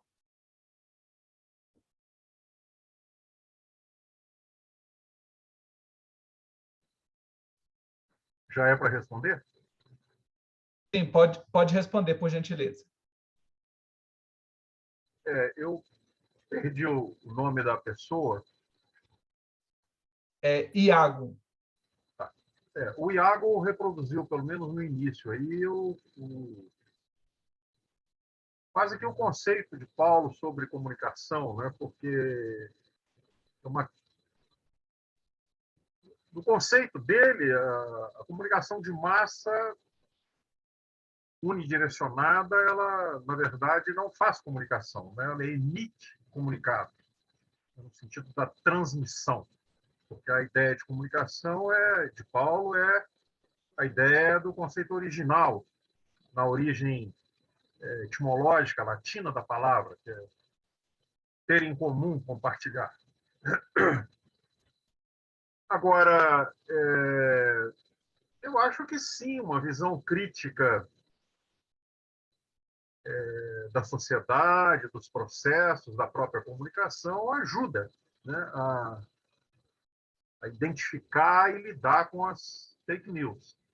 Mas como eu tentei, não sei se fui bem sucedido, mas o que eu quis, a ideia que eu quis passar é que essa questão, a professora Fernanda esmiuçou aí, essa questão da desinformação, das fake news, da pós-verdade, essa questão que hoje não é só do Brasil, ela faz parte de um processo mais amplo, né? Que inclui, inclusive, a tal crise da democracia. Eu, infelizmente, não tive tempo, não poderia, e acho que não era o caso aqui também, de detalhar mais isso, né? Mas o que eu espero é que as pessoas se interessem por isso e que procurem saber, porque,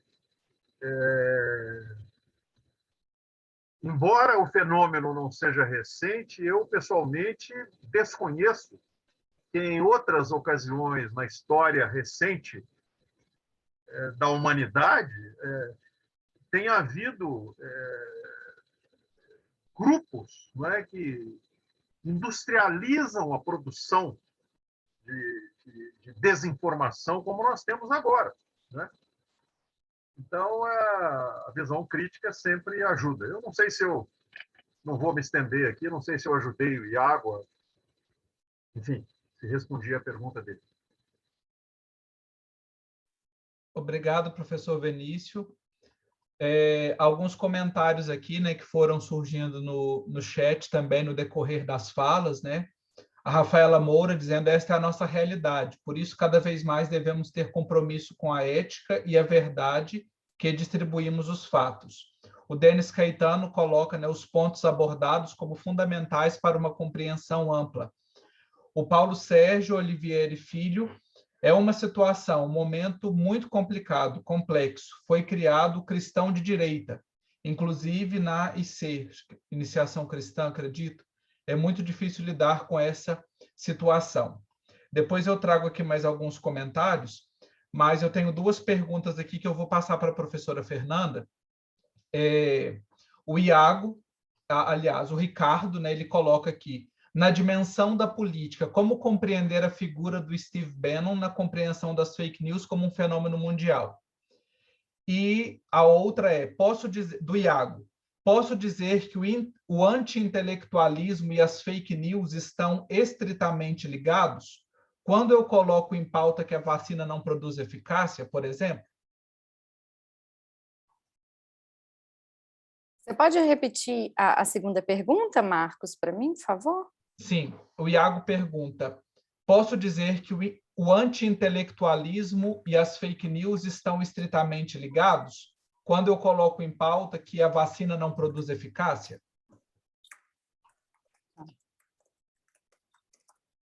Beleza.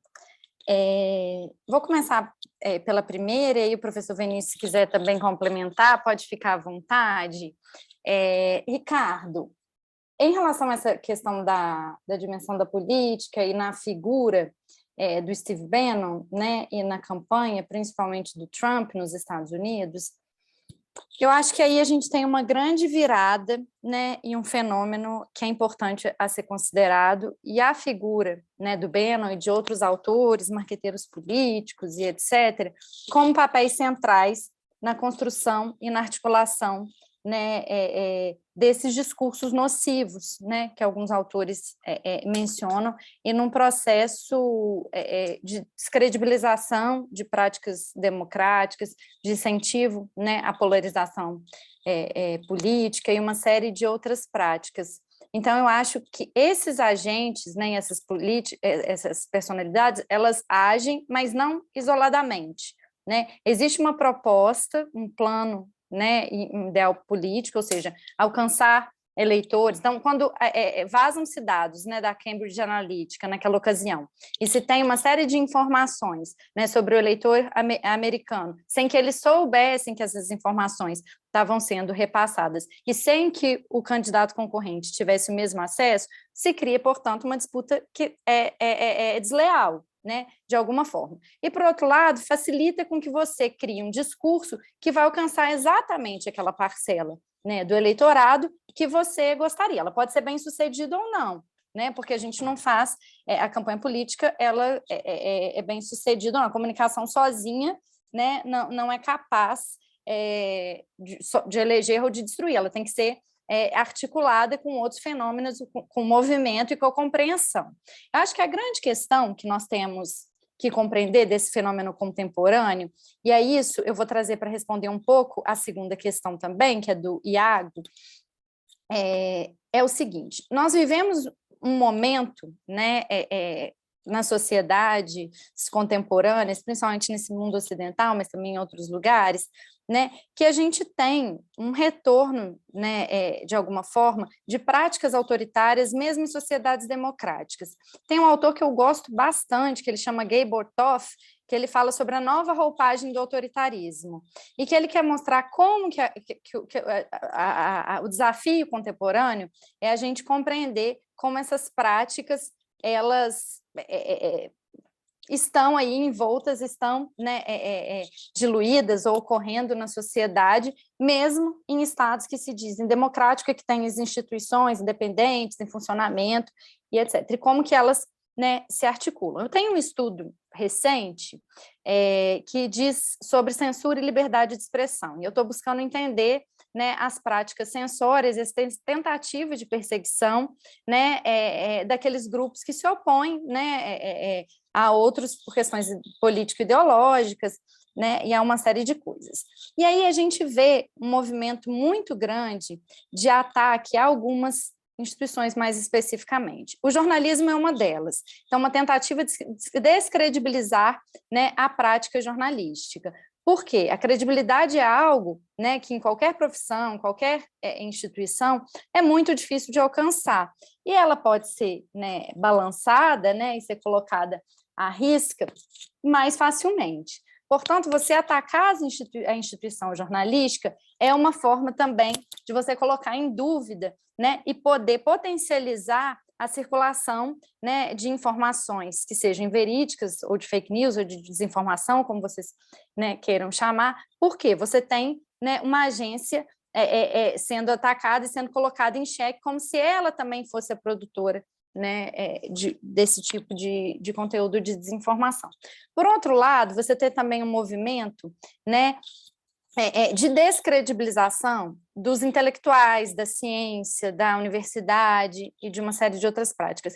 Esse tipo de modelo que ataca as instituições, ele remete muito ao tipo de prática da ditadura militar brasileira. Se a gente pensar como que no início da ditadura, o general Mourão, na sua primeira ação, né, em todas aquelas que foram decorrentes ali no processo, no início, né, do processo da ditadura, quais foram as primeiras instituições atacadas na Operação Popeye, como eles chamaram, que desencadeou, né, o golpe de 64?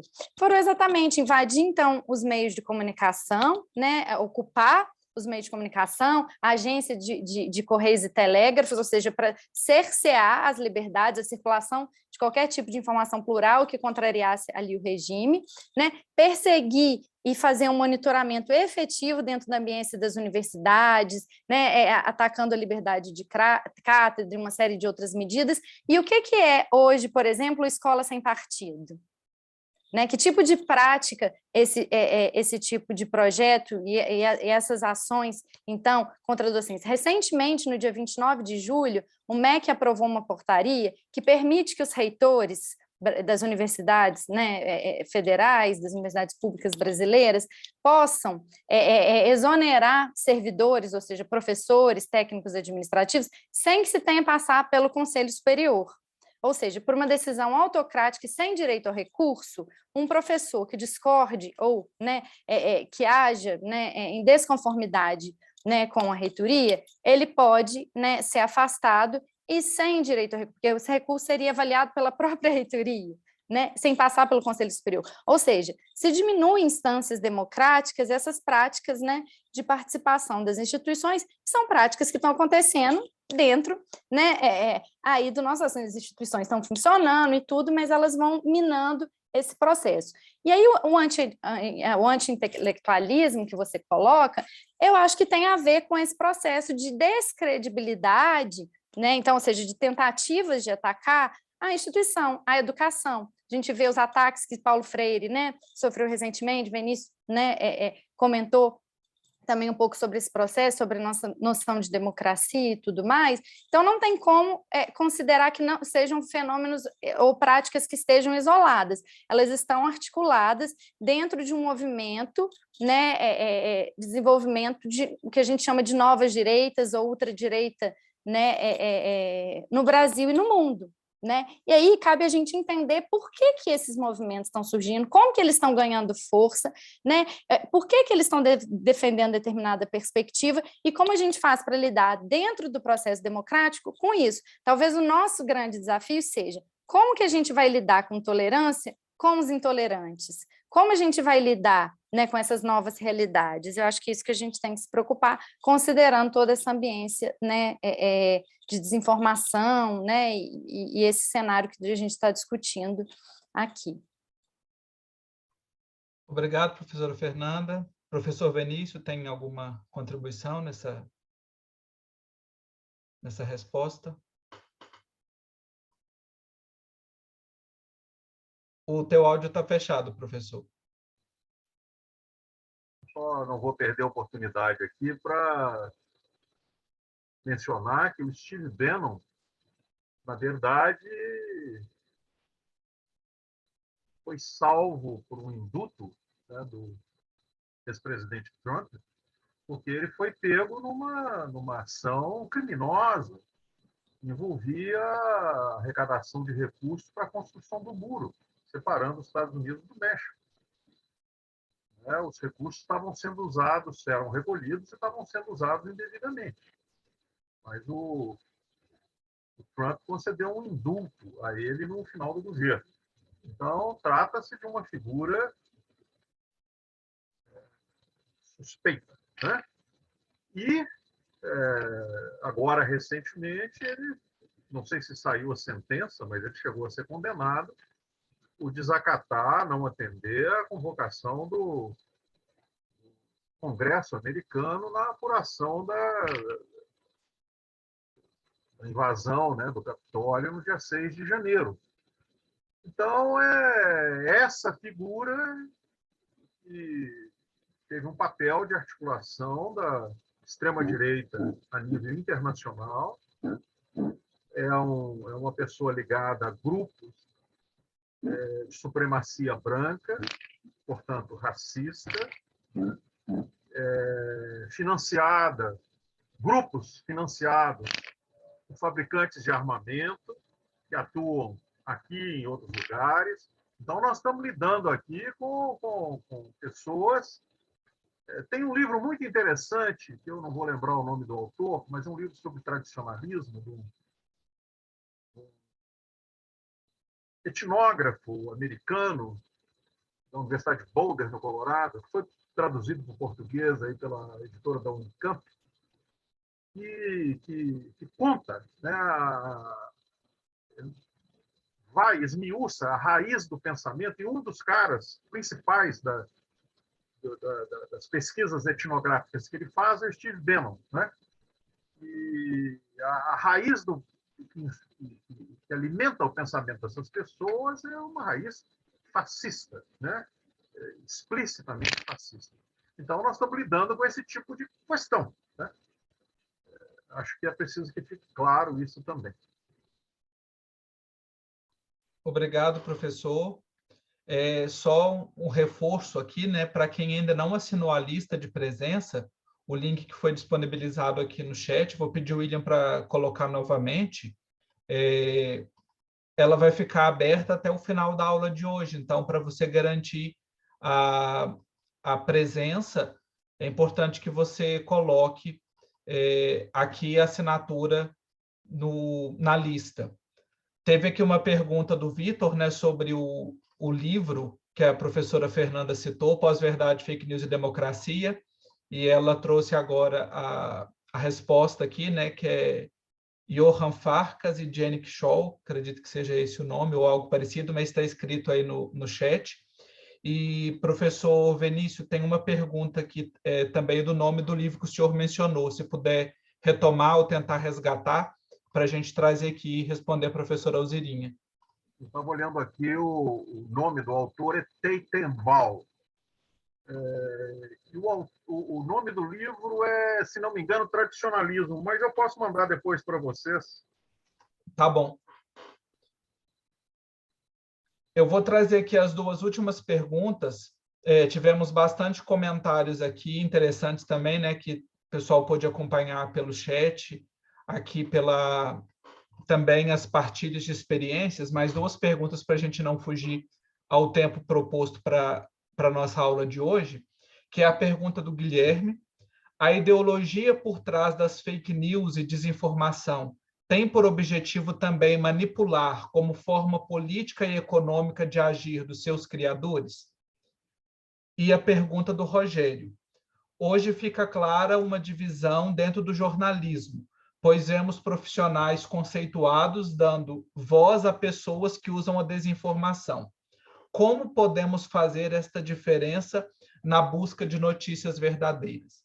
Então, eu deixo a palavra franqueada para o professor Vinícius e para a professora Fernanda para trazer aqui as respostas para essas 2 perguntas.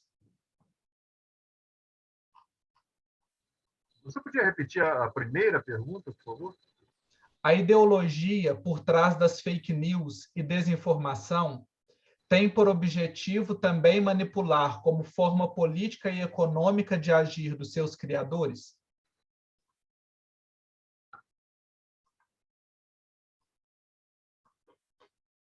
Eu vou responder rapidamente, vou deixar para a Fernanda, depois ela completa, mas eu vou só fazer.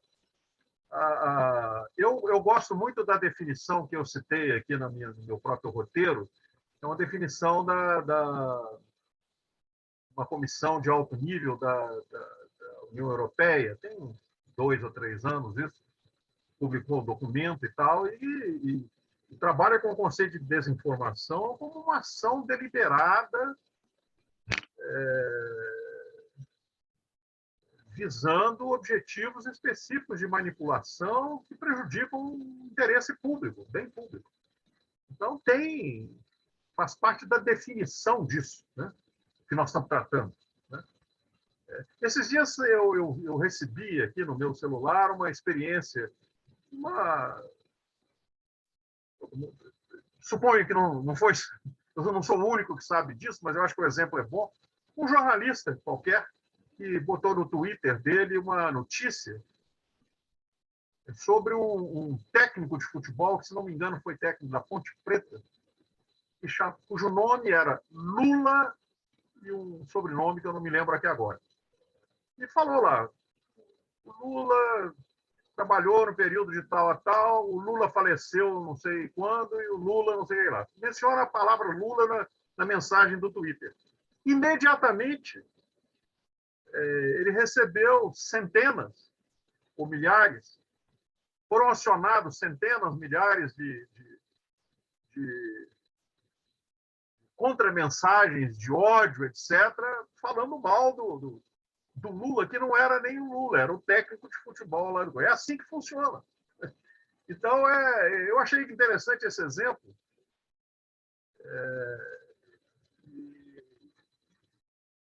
Enfim, a ideologia é essa, né? A ideologia é manipular, falsear e trabalhar. Agora, é muito interessante que o pouco que eu conheço dessa área, há também uma certa cumplicidade por parte de quem recebe, né? A audiência por afinidade, por interesse, tal, a questão é complexa, é muito mais complexa do que parece, porque a tal da pós-verdade, né, ela deixa de lado os fatos e a verdade tem relação com os sentimentos, e não com a razão, né, e não com o que é factual. Então, se você gosta de quem está falando, não importa que seja mentira. No caso do Trump, tem vários estudos, né, que mais de 50% das coisas que ele falava é fato isso. Mais de 50% do que ele falava era mentira e as pessoas não estavam nem aí para que era mentira. Né? Então, é complexa a situação. Né? E só já que o assunto surgiu, tem tudo a ver com o anti-intelectualismo, porque, na verdade, eu menciono rapidamente isso aqui também na minha fala, cria-se uma ambiência, né, que contesta as fontes normatizadas de autoridade com relação à verdade. A ciência é uma delas. É muito interessante isso que a professora mencionou no caso da saúde. Né? Aqui, durante a pandemia, eu fico imaginando quantas vidas poderiam ter sido salvas. Eu conheço pessoas pessoas de curso superior, profissionais liberais, etc., que até hoje se recusam a tomar vacina, porque acham que a vacina tem alguma coisa a ver com a China, que tal, ou que tomam ivermectina. Então, isso faz parte de um... Nós estamos realmente no... Eu sou pessimista, está óbvio, né? Com relação à situação que nós vivemos. Mas é isso. Obrigado, professor. Professora Fernanda. Marcos, então, é só complementar mesmo então a fala do Vinícius aí em relação, né, ao comentário, né, sobre o Lula, que não era o Lula candidato, né, que era do futebol e de outro ramo, tudo. O que é a questão também que a gente precisa considerar? Que além de ter esse engajamento e essa questão toda, né, em relação às pessoas e aos usuários, a gente tem que considerar os algoritmos e os robôs nesse processo. Ou seja, por vezes, né, os robôs eles não estão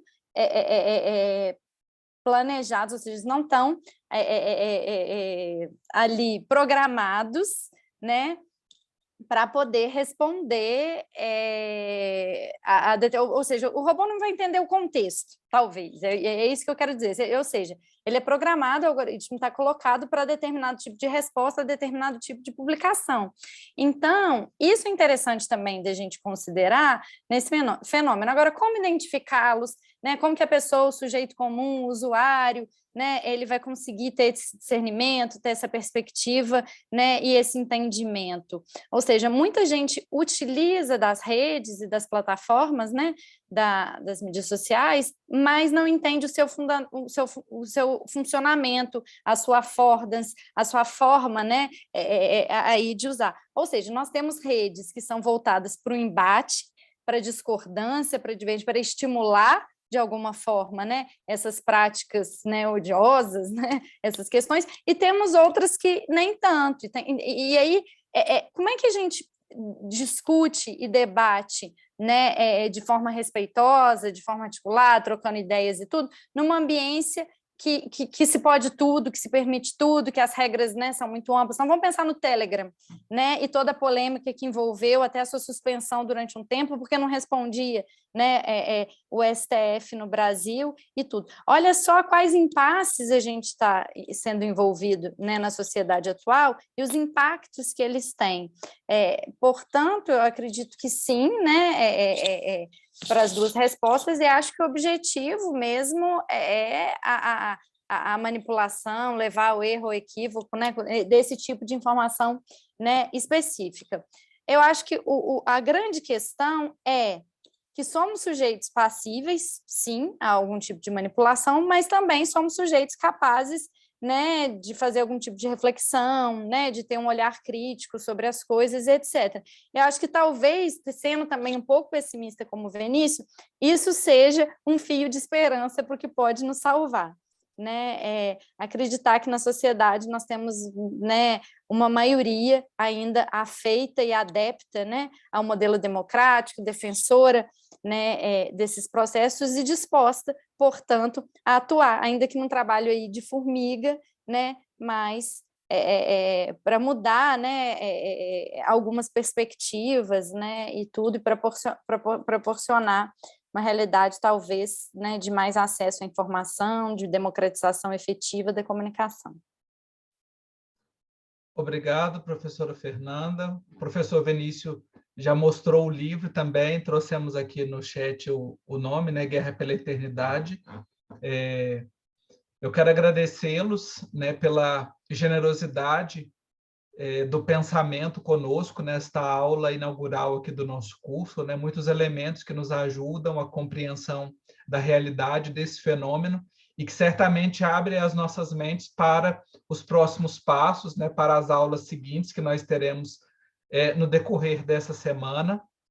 Amanhã, o segundo dia, nós vamos ter como tema Verdade e Religião, Compromisso do Cristão, com a professora Magali Cunha, né, que é representante diretora do coletivo Bereia. Então, vamos trazer aqui reflexões bastante interessantes também, de 19h30 às 21h30, pelo mesmo link que vocês receberam. Nós vamos também acionar as pessoas que não vieram hoje e também aqueles que ficaram na lista de excedentes, porque ainda tem espaço aqui, né, para que possam acompanhar também as próximas reflexões e aprendizados. E gostaria de deixar a palavra aqui para a professora Fernanda e para o professor Vinícius para alguma consideração final na conclusão dessa fala. Professora Fernanda. Obrigada, Marcos. Obrigada pelo convite mais uma vez. Foi um prazer participar. Parabéns pelo curso, a todos e todas aí da organização. Acho que é uma iniciativa muito importante.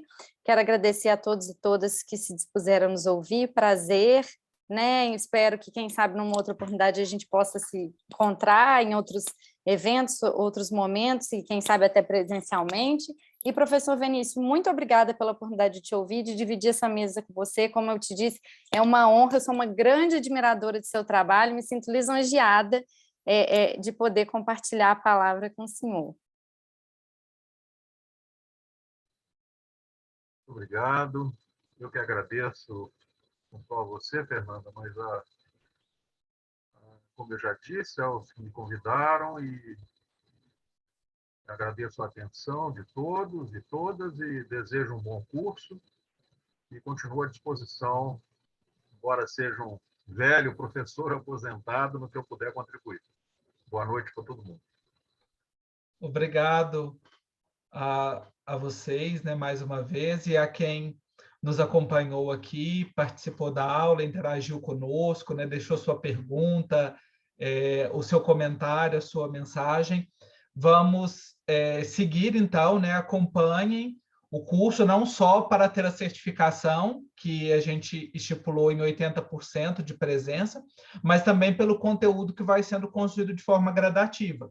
Então, nós vamos agora construindo passo a passo também nas questões práticas, como é que nós vamos aplicar, né, investigar, apurar, tudo isso vai sendo construído ao longo do tempo.